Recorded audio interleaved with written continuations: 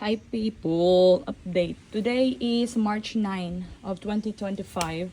Naalala nyo yung tinanim ko? Kailan ko ba tinanim yun? February. Ayan na siya ngayon. Ayan yung buto na binili ko sa Aldi. Ay, not Aldi. Lidl. Lidl ba yun? No. Lidl ata yun. Saan ba binili yun? Hindi ko na matandaan kung saan ko binili yun. Basta binili ko siya. Naalala nyo yung nagbuhat ako ng maraming asin. Tapos bumili ako ng buto. Ito na sila ngayon. Pinagsama ko yung ano, 'di ba? Ay no, hindi ko na sure kung pinagsama ko ba yung purple na basil tsaka green or lahat lang bato green. Basta ganyan na yung itsura niya ngayon. So ang gagawin ko today is i-repot ko siya. Naka-ready na din yung iba doon, wala, labo. Ay, labo. Doon, magre-repot ako ngayon kasi feeling ko nagsisiksikan silang lahat dito. Ito din yung update sa mint natin. Ayan. Medyo nabuhay din naman siya. Sana magtuloy-tuloy. But ayan lang ang update ko. Okay. Ito pala, bagong bili ko lang yan ng SNR nung isang araw. Freshly picked na star apple. Meron kasing ano, kay Mito na puno sa likod ng bahay, dalawa. So may umakyat and marami naman silang nakuha. Kakaalis lang natin Ria. Meron siyang kinuha, ay baka hindi na nakikita. Basta doon sila kuya, siya yung umakyat para makakuha ng star apple. Tapos meron din sila sa kanya, parang dalawang maliit na sako bag ata yung daladala nila. Baka ibenta nila, I don't know. But anyway, binigyan nila ako ng napakadami. Since mag-isa lang naman ako dito, ewan ko paano ko ito mauubos. Ano? Ito siguro yung maingay kanina pa. Ikaw ba yun? Laki, kakatapos ko lang mag-shower. Paglabas ko siya agad yung bumungad sa akin. You know just what you do to me. Play my emotions like a pair of puppet strings. Did it ever occur to you my heart's more than a toy? Please go easy on me, babe. Send message after message, forward my calls. Next day you hit me back like nothing happened at all. What about all the things you used to say to me? This ain't the way it's supposed to be. And you know I wouldn't do that to you. You know I wouldn't treat you that way, no. I've been running, can't catch up. Oh love, what I won't do. Oh, you got me. Naaalala niyo ba tong air fryer na to? Ayan. Ito yung binili namin ni Roberto sa SM Fairview way back 2022. Yung Christmas gift namin kay mama. Ano na siya, pina-cargo ko na lang siya dito to Romblon kasi hindi siya nagagamit sa Manila. Tapos si mama wala din sa Manila. Kahit naman nasa Manila siya, hindi nga ito ginagamit. Ako lang yung gumagamit nito pag nasa Manila ako. And 2022 yun ha. Ngayon 2025 na. Twice pa lang ito nagagamit. And ang nagamit pa lang sa kanya is french fries. Yun pa lang. The rest, wala. So, may message ko si mama. Sabi ko, mama, babawiin ko na lang. Babawiin. Sabi ko, hingin ko na lang sa'yo yung ano, yung air fryer. Sabi niya, sige, go. Kasi sayang lang din daw. So, ayan ang aking best friend sa Swiss. Best friend ko din yan. So, ayan.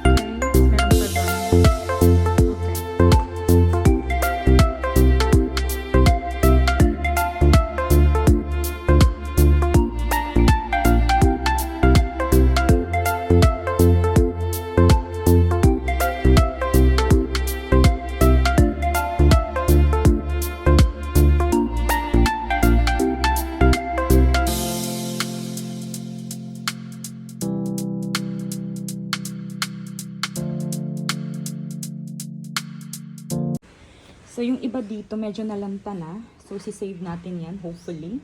But, ayan ang update. Tatanggalin ko muna siya isa-isa. Ito yung kahapon lang dumating. Kasi diba yung isa, nung isang araw pa. Ito yung kahapon. And I think, okay to. Hindi sila nalanta. I think, oo, yun o, malusog-lusog pa sila. Hindi katulad ng iba dito, oh. Ba yan? Kasi tumawag yung cargo company, eh. So, ayan. So, buksan na natin to. Ang oras is 7:10 na ng gabi. And kakapasok ko lang dito sa kwarto. Kasi na-brown out. So, buti na lang, ano to, ilagay ko sa araw ng, ilang araw ko ba itong chinarge? Solar kasi to. Pag mainit, lagi ko siyang pinapaarawan. So, yun, nagamit na siya ngayon. And ayan, yung nagbibigay sa akin na ang ilaw right now. Buti na lang tapos na ako mag-dinner. So, ayan. Ito lang ako sa kwarto. And, since close yung door buong araw, yung lamig ng AC, nandiyan yung AC sa taas, yung lamig ng AC is andito pa. So, mas komportable dito sa kwarto kaysa dun sa living room. Ito yung sitwasyon ko ngayon. Ito, wag nyo napansinin to ha, ang dami kong gamit dito. Wala pa kasi akong matinong dito, lagayan. But, itong solar nakakatulong talaga siya. Sinave niya ako for tonight kasi brand out nga. Pero kaka-brand out lang naman. Mga 5 minutes pa lang. So, ayun. Hindi ako nag-vlog today. Pero, kung kailan brown out, doon ako nag-vlog.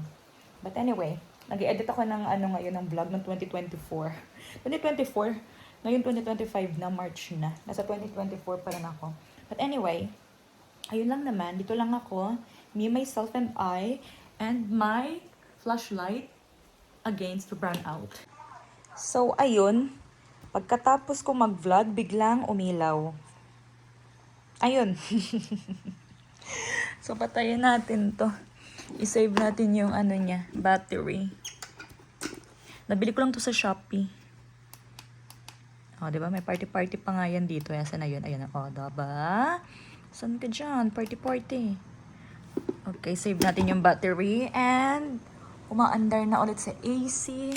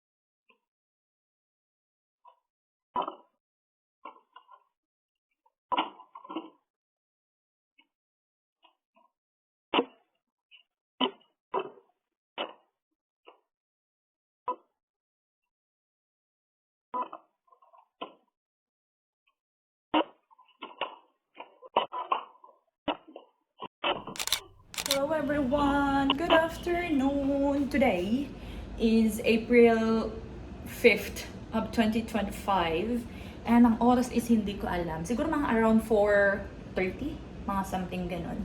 And kaka-check-in ko lang dito sa hotel. Dito ako nagsistay ngayon sa Hotel 101. Dito siya malapit sa Mall of Asia. Nakapag-vlog na ako dito kasi nakapag-stay na ako dito. Pero mag-room tour pa rin tayo na mabilisan, ha? Actually, kakarating ko lang. Siguro mga 3 minutes pa lang. So, malinis pa yung kwarto and sobrang bango. Hindi ko alam kung ano yung in-spray nila dito, pero sobrang bango ng kwarto. Gusto ko yung amoy. So, ayan yung main door. Tapos, may pa-cabinet dito. Ayan. Ayan. Tapos, meron silang microwave and everything. May dalawang bed. Ito yung double bed, isang single bed. May pa-TV, ito yung AC, ito yung gamit ko. And, ayan yung view. Tapos yung Mall of Asia, nandito sa side na to. Andyan, straight lang. Mall of Asia na yun. Tapos yung toilet is right here. Ayan siya. Yun ako, hello people. Ano ba yan? Nakita yung sobrang nipis kong legs. Ayan, o, diba? Ganun lang siya. Pero sobrang bango ng room. Tapos, ngayon, di ba, kaka-check-in ko lang. Kanina, hindi ako nag-vlog. Kasi galing ako ng Fairview. Doon ako nag-stay sa MC Hotel kung saan ako lagi nagsistay. And, nag-change ako. Kasi, mamaya, dadating si Roberto dito sa Philippines. Dadating siya ng 11 p.m. So, susunduin natin siya. Kaya nag-vlog ako ngayon. Tapos, dumating ako dito sa Manila from Romblon kahapon lang. Tapos, kahapon hindi din ako nag-vlog. Pero, nagpa-microblading ako. Medyo ano pa siya. Pansin nyo, medyo makintab because may nilagay akong soothing cream. Para mabilis atang gumaling. So, wag nyo na pansinin kung kumikintab yung kilay ko. Pero, 4 years ko itong pinag-isipan. 4 years ko pinag-isipan kung magpapa-microblade ako. Kaya nag-worry ako. Baka masira yung kilay ko. Siyempre yung mga ugat-ugat and everything. Mga follicles. Follicles yun, di ba? Basta, alam mo yung gusto kong sabihin. So, 4 years in the making. Pinag-isipan ko to. So, I'm happy naman sa itsura. Medyo dark lang siya ngayon. But, ayan. So, lalabas tayo. Pupunta ako ng SNR ngayon. Kasi tomorrow, pupunta kami ng Romblon ni Roberto and wala ng flight ngayon from Manila to Romblon. Magbabarko kami, wala kaming choice. So, ayun lang, hindi na ako magpapahinga. Nag-check-in lang talaga ako. Tapos ngayon pupunta na ako sa SNR kasi may mga bibilin ako doon. And then, ayun lang. So, samahan niyo ako everyone. Ay, wait lang. Ubuksan ko lang yung maleta ko kasi kailangan ko ng eco bag. Pero saan ko pa yung sapatong? Ito na lang. Ayun na pala, hindi din ako nag-vlog. Ang dami kong ganap. Hindi ako nag-vlog. Kahapon din, hindi ako nag-vlog.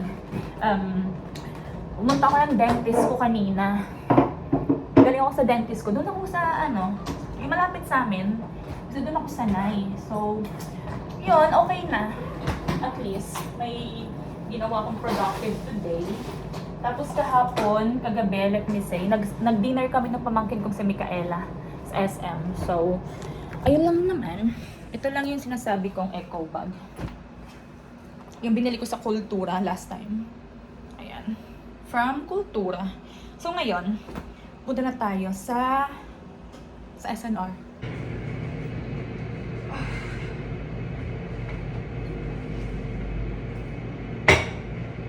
Hello everyone! Andito na ako ulit sa kwarto.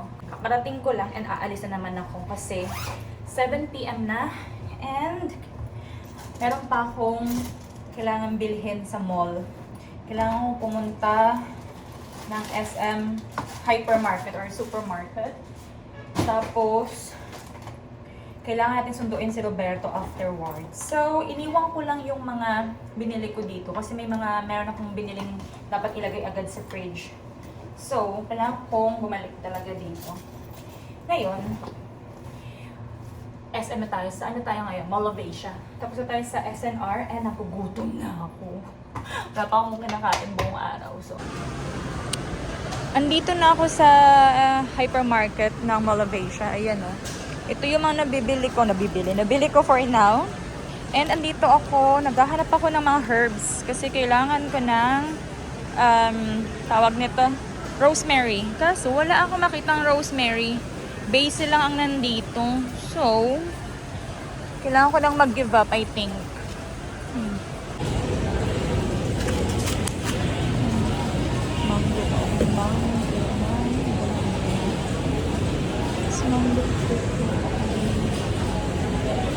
I need mango. Update. Ang oras is exactly 9:30 na ng gabi.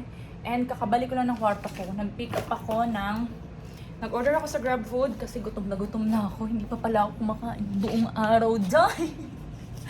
Di pa ako kumakain. So, nakaramdam ako ng gutom. Sabi ko, hindi pa pala ako kumakain. Tapos habang naghihintay ako sa Grab Food, nagpa-print ako ng ticket namin bukas. So, nagutom na ako. So, kakain muna ako. Ito na. Ito yung in-order ko sa Mang Inasal. Mang Inasal pala yan. Ayan. So, kain tayo everyone. Kailangan ko na rin magmadali kasi in 1 hour and 15 minutes, dadating na yung aeroplano ni Roberto dito sa Pilipinas. So, after ko kumain, aalis ako agad. Pupunta ako ng airport para magsundo tayo. Okay? Okay, update. Ang oras is 10:05 na and tapos na akong kumain. Nagmadali talaga akong kumain. Tapos, chinek ko sa app, sa may flight radar. in 52 minutes, maglalanda yung aeroplano ni Roberto. So, kailangan ko na umalis. Kasi, magbubuk pa ako ng Grab and everything. Pupunta pa ako doon. Alam niyo na. So, mas okay nang maaga ako doon. Kaysa late ako. Kasi magreklamo na naman yun si Roberto. So, magsundo tayo. Samahan niyo ako, sunduin natin si Roberto. Ngayon, tahimik pa dito. Kasi wala pa siya. Mamaya pa dito na yun. Ang gulo-gulo na dito. O, diba? Katahimikan. Maya-maya, pagbalik ko, maingay na dito.